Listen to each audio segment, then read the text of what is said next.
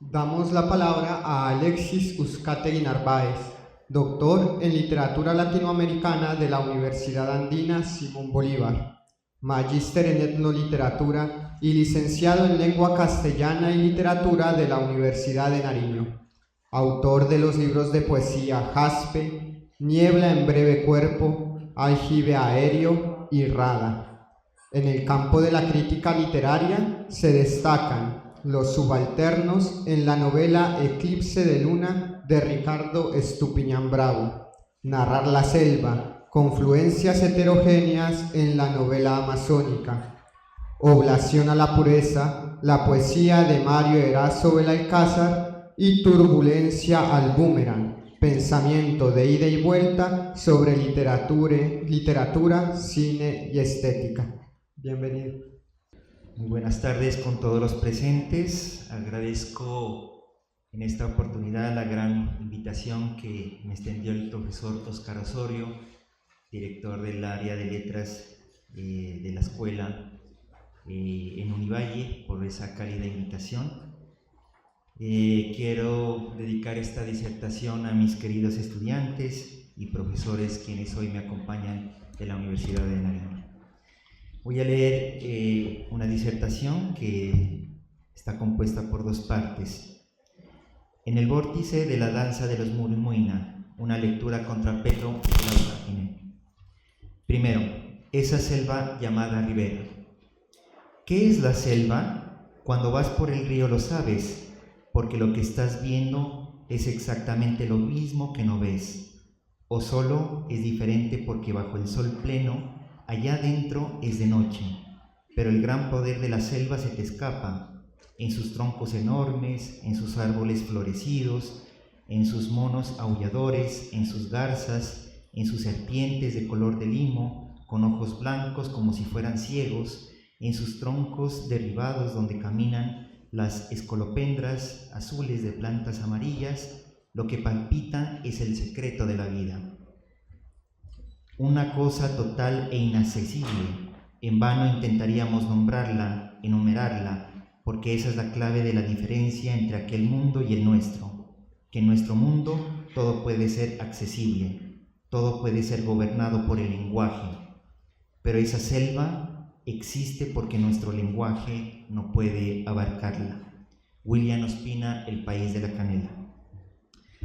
El epígrafe que antecede da cuenta de que nuestro lenguaje carece de elementos discursivos para definir la magnitud simbólica de la cultura bosquecina, o mejor dicho, la Hashiki, denominación que en clave ancestral la comunidad de los Murumuina y de la Amazonía colombiana utilizan para definir a aquel bosque donde prepondera la danza, los cantos y la vida ritual del nativo en compañía de las plantas sagradas.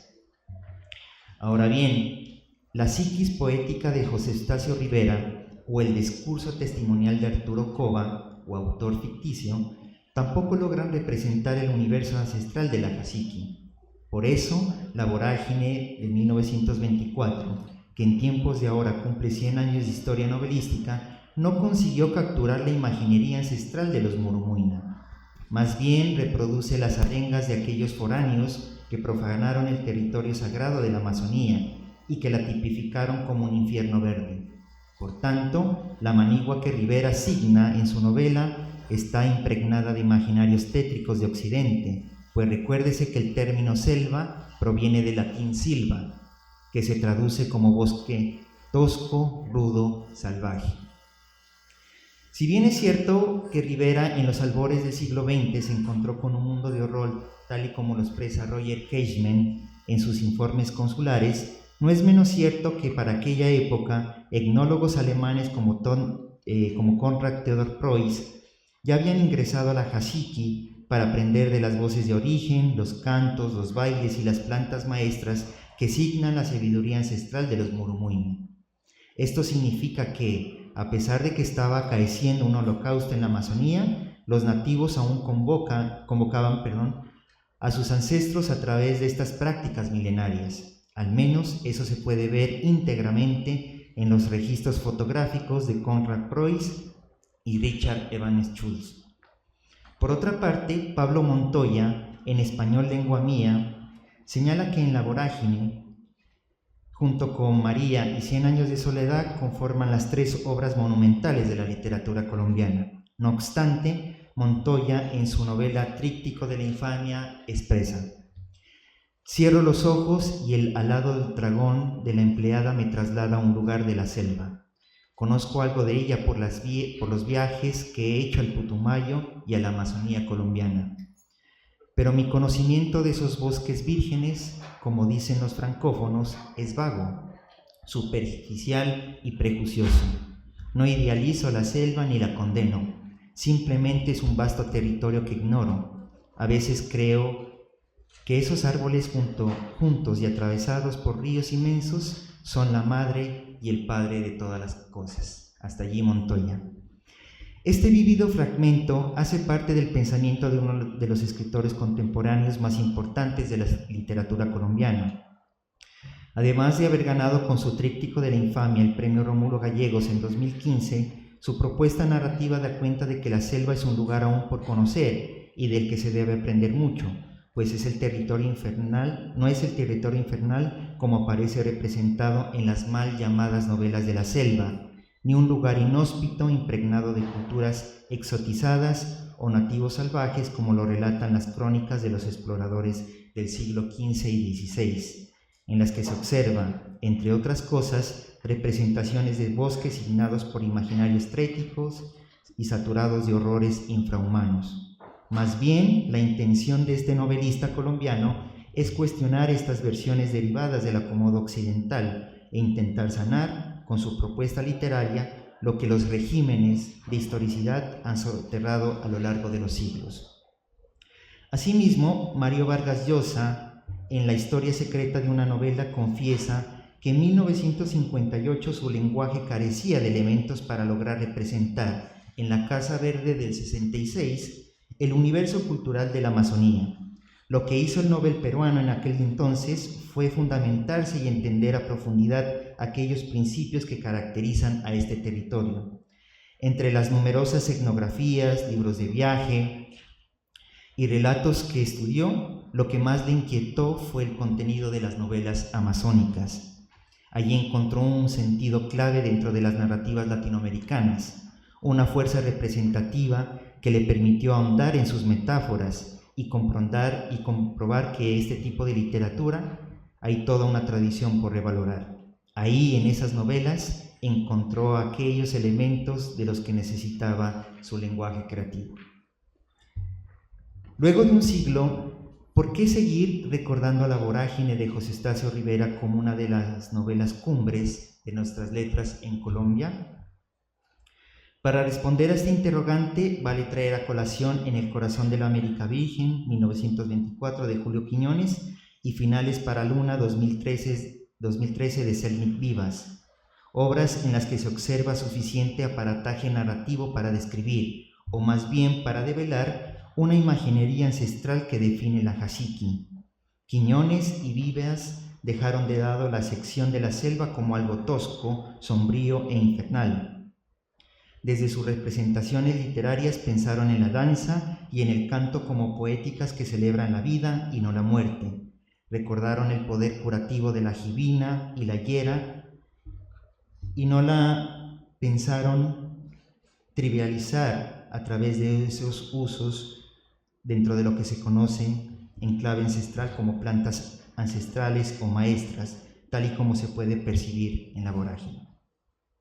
Quiñones y Vivas se preocuparon por representar el vórtice de la danza como un acto de encantamiento, de sanación, de vaticinio, de vuelo intelectual y no como un arrasamiento cultural. Por su parte, Rivera, desde su trabajo literario o editor de los supuestos manuscritos de Arturo Cova, se inclina por reproducir el típico o tópico imaginario de infierno verde o de la selva devoradora. Esto se puede detallar en el canto que da obertura a la segunda sección de La vorágine. Oh selva, esposa del silencio, madre de la soledad y de la neblina, ¿qué hado maligno me dejó prisionero de tu cárcel verde? Los pabellones de tus ramajes como inmensa bóveda siempre están sobre mi cabeza entre mi aspiración y el cielo claro, que solo entreveo cuando tus copas, estremecidas, mueven el oleaje a la hora de tus crepúsculos angustiosos. Tú me robaste el ensueño del horizonte y solo tienes para mí ojos hacia la monotonía de tu cenit, por donde pasa el plácido albor que jamás alumbra las hojarascas de tus senos húmedos. Tú eres la catedral de la pesadumbre, donde dioses desconocidos hablan a media voz, en el idioma de los murmullos, prometiendo longevidad a los árboles imponentes, contemporáneos del paraíso, que eran decanos cuando las primeras tribus aparecieron y esperan impasibles el hundimiento de los siglos venturosos.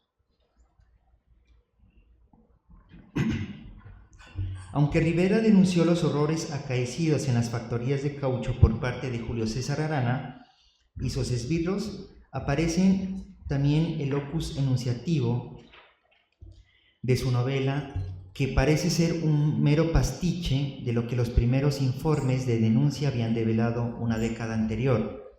Por tanto, la selva como entorno bárbaro ya era un imaginario quizá común. De hecho, la cita anterior da cuenta de que la narrativa de Rivera torna en un espacio selvático mismo, en la medida en que aplasta la moral del hombre que ingresa por primera vez a este tipo de territorios, es decir, como lo señala el propio autor, los lanza de bruces, cito, hacia el vórtice de la nada. Sin duda, no se puede negar el gran aporte testimonial que entrega La Vorágine, pues gracias a su contenido, hoy se puede recordar de las atrocidades que se cometieron por parte de los colonos caucheros. Sin embargo, Rivera, además de haber concentrado su pluma en la explotación brutal que diezmó a las comunidades nativas y a los recursos naturales de la Jaxiqui, también hubiese podido centrar su artificio literario en la sabiduría ancestral de los indígenas, esto es, plasmar aquellas prácticas milenarias de los nativos que permitían sobrellevar sus embates diarios. Si la selva fue cruel para Rivera, ¿por qué entonces las prácticas sagradas que se mantenían en aquella época no fueron un elemento alentador e inspirador para su narrativa y su poesía? Por representaciones literarias como las que escribió Rivera a inicios del siglo XX, la selva sigue siendo vista como un lugar infernal. Si José Eustacio hubiese dejado de lado su ofuscación mental, quizá no hubiese hecho de este personaje, Arturo Cova, a un foráneo impulsivo. Incluso, siguiendo las palabras de Leonardo Ordóñez, se podría pensar que desdeñaba la inocencia de la niñez de los nativos, esto es, mofarse de los niños porque sueñan con magias atávicas, con deidades que para él no eran sagradas sino estrafalarias. Cova afirma ser más viril que Barrera, pero es un infante asustado por las potencias primigenias que desdobla la vida bosquecina. Esto último hace parte de su versión testimonial y hace también, a su vez, que se pierda peso fidedigno. De hecho, la voz narrativa de Cova es inestable en la medida en que se produce percepciones grotescas, descabelladas y horripilantes sobre lo que él ve y siente en la Jaxiqui. Cito: Entonces me advirtió nuestro intérprete que las almas de aquellos bárbaros residen en distintos animales y que la del cacique se asemeja a un pato gris. Probablemente moriría de sugestión por haber contemplado el ave sin vida y la tribu se vengaría de mi homicidio.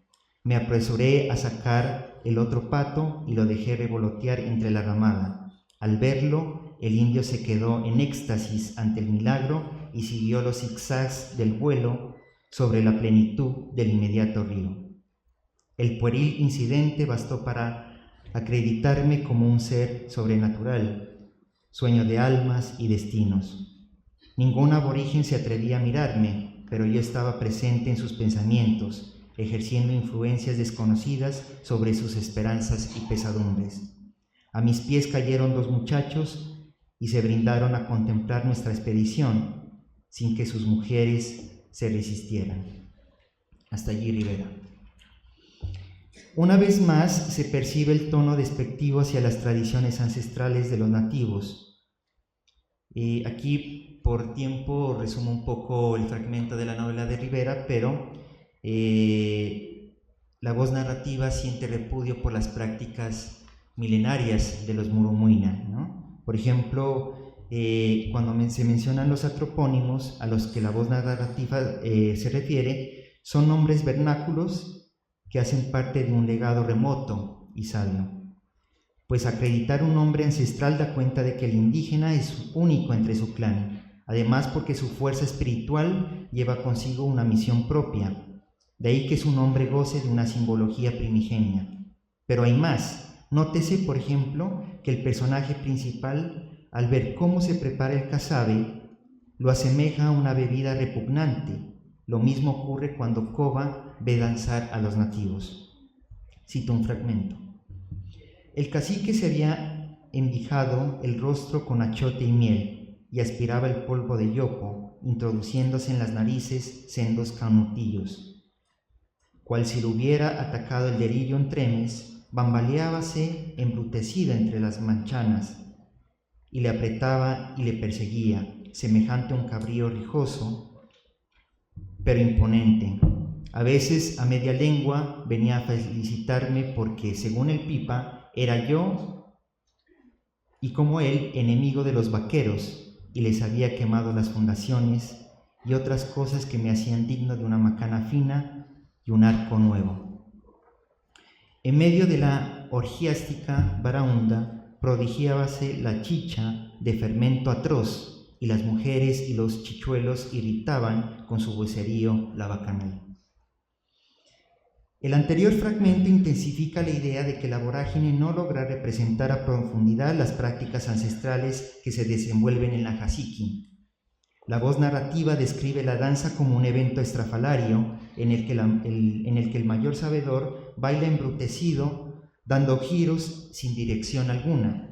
Es más, en el acto de narrar la danza se cae en el error de trivializar el poder vaticinador de las plantas sagradas, designándoles un efecto narcótico de alteración de la conciencia y no una sanación espiritual del cuerpo.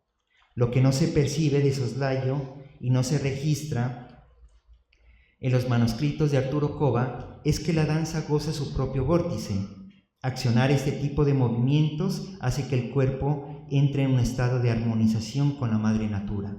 Por eso, la danza no significa una actividad lasciva, lúdica o pagana que se separa del ser, de la política de la reciprocidad de los pueblos amazónicos. En palabras del profesor Selnik Vivas, quien ha convivido durante largos periodos con los Murumuina y quien hace pocas semanas publicó su poemario Bosque de Zobando, es todo lo contrario. Danzar es la expresión misma de la vida. Su ritmo connatural emula la imagen del mundo de movimiento. Es una suerte de proceso germinativo continuo, porque allí está latente el pensamiento hitofético, es decir, el esqueje y las cosechas de aquel ser que es portador de sabiduría. De igual manera, los pasos de la danza y los cantos que se tejen en varios cuerpos y varias voces son, entre otras cosas, dones que regulan los devenires milenarios. De ahí que aquel cacique al que se refiere Coba haya pintado su cuerpo con achote como un rito de preparación, de intercomunicación con las fuerzas cósmicas de los animales que habitan en la Jasiqui. Leonardo Ordóñez Díaz, en su más reciente trabajo intitulado Ríos que cantan, árboles que lloran 2021, expresa que el tópico de la selva malsana que representa Rivera se debe a la propensión o a la demencia del personaje Arturo Coba, quien pudo haber perdido su cordura al estar inmerso en el territorio boscoso. Así como Arturo pudo caer en los estados delirantes, ¿por qué el propio Rivera no acudió a la medicina tradicional para sanar la fiebre de malaria que le quebrantaba su bienestar? A saber, el autor de La vorágine prescindió del hecho de poder sanar su cuerpo a través del poder de las plantas sagradas. No tuvo en cuenta el poder ritual de la danza y el canto como alternativas de sanación, más bien enfocó su escritura para figurar una manigua insalubre, degenerativa e infrahumana. Tal y como se ha señalado hasta aquí, la alusión a infierno verde que representa la vorágine está más latente en el lenguaje de los foráneos, que no logran dimensionar el etos ancestral que define o que ostenta la Hashiki, en su espesura misma, o en su clima monzónico, o en sus seres animales y vegetales. Recuérdese que este imaginario de bosque infernal se intensifica a medida en que Koba pasa de los llanos orientales al territorio amazónico. Pero hay más. El entorno de la selva en su condición natural no es agresiva contra el hombre. El hombre es quien la profana y la violenta por medio de sus métodos extractivistas.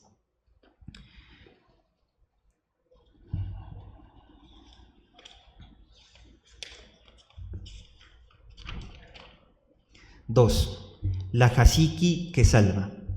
En la vorágine se puede observar que el punto de vista de los nativos está ausente. El rol que cumple Arturo Koba es el de ser un argonauta de la selva que redacta un éxodo selvático atiborrado de adjetivaciones negativas sobre lo que representa el territorio bosquecino. De hecho, se representan sucesos demasiado tétricos e infernales en los que ni los mejores rumberos pueden atravesar los terrenos más agrestes de la manigua. Tal es el caso de Clemente Silva, quien ha perdido a su apreciado hijo Lucianito. Para nadie es un secreto el aporte histórico que entrega la novela de Rivera, el cual permite retratar los arrasamientos cometidos durante los ciclos caucheros. Además, no se puede negar el valor testimonial de su contenido, que de alguna manera denuncia la ignominia acaecida en la Amazonía. No obstante, vale decir que, si Rivera hubiese incorporado los registros ancestrales que realmente signan la Hashiki, tales como los cantos, las danzas, la vida ritual, su entrega sería un opus magnum de la novelística latinoamericana. Mi postura crítica al aseverar que a la vorágine le hizo falta captar la imaginería ancestral de los Murumoina también parte de los indicios de que otras obras han representado el espacio amazónico como un lugar hospitalario. Tal es el caso de Mansiones Verdes, 1904, de William Hudson, La Selva, 1964, del escritor venezolano Julio Ramos, y Guaslala, 1966, de Gioconda Belli. En dichas novelas se observa que el hombre prefiere salir de la ciudad y refugiarse en los bosques para no sufrir las atrocidades de sus propios países. De alguna manera, en estas obras los protagonistas le dan la espalda a su nación para reencontrarse con el mundo cósmico de la floresta, a saber, una mansión verde que permite a la humanidad disfrutar de todos los privilegios que en la urbe no encontrarán jamás. Así las cosas, a partir del quehacer novelesco de Rivera, pretendo entender aquellas fenomenologías que dan cabida a una literatura de corte exotista, que mira de soslayo otros atributos existenciales. El discurso ancestral que le hace falta a la vorágine permitiría mostrar la inserción de lo ancestral en la construcción de nación, que para aquella época aún era embrionaria. Por eso, ante aquella crisis telúrica, la alusión a la danza y al canto hubiese hecho que la empresa que asume Arturo Koba una visita de comparecencia en la Hashiki, y no una fuga con su amada Alicia que se traduce en una acción típica de las letras decimonónicas. A través de un discurso ancestral no hubiese hecho del bosque amazónico un lugar sádico pergeñado de caños podridos, flores inhumanas y lianas malignas que fungen como las paladines de la devoración o como los fauces que engullen todo a su paso. Con todo, la celebración de los 100 años de la novela de Rivera debe invitar a trasegar estos senderos, para dejarnos embriagar el corazón de la palabra dulce de los ancestros que siguen promoviendo las fuerzas cósmicas del jaguar, el águila y el anaconda. Por eso, en esta disertación me he permitido reinterpretar aquella memoria profanada por tanto tiempo, para instaurar el sitial que se merece dentro de las esferas literarias y culturales en una suerte de sanación histórica, para no seguir citando los diversos fragmentos recalcitrantes que emulan un abismo infernal y no un vórtice de curación. Muchas gracias.